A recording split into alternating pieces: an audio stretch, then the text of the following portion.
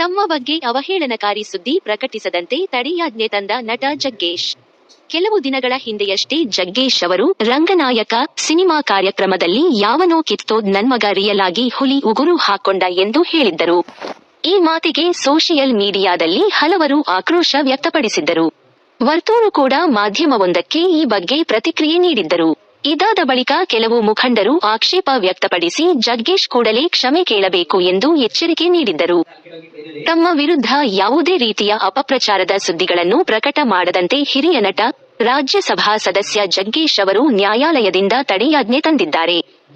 Jaggesh social media ಮೂಲಕ ಆಗಾಗ ತಮ್ಮ ಅಭಿಪ್ರಾಯಗಳನ್ನು ಹಂಚಿಕೊಳ್ಳುತ್ತಲೇ ಇರುತ್ತಾರೆ. ಕೆಲವು ಮಾಧ್ಯಮಗಳಲ್ಲಿ ಅವರ ಹೆಸರಿನಲ್ಲಿ ಅಪಪ್ರಚಾರ ಮಾಡುವ ಕೆಲಸ ಆಗುತ್ತಿದೆ. ಇದೀಗ ಜಗ್ಗೇಶ್ ಅವರು ತಮ್ಮ ವಿರುದ್ಧ ಅವಹೇಳನಕಾರಿ ಸುದ್ದಿ ಪ್ರಕಟ ಮಾಡದಂತೆ ತಡೆಯಾಜ್ಞೆ ತಂದಿದ್ದಾರೆ. ಟೀಕೆ ಮಾಡುವವರಿಗೆ ಜಗ್ಗೇಶ್ ಅವರು ತಮ್ಮದೇ ರೀತಿಯಲ್ಲಿ ಪ್ರತ್ಯುತ್ತರ ನೀಡಿದ್ದಾರೆ.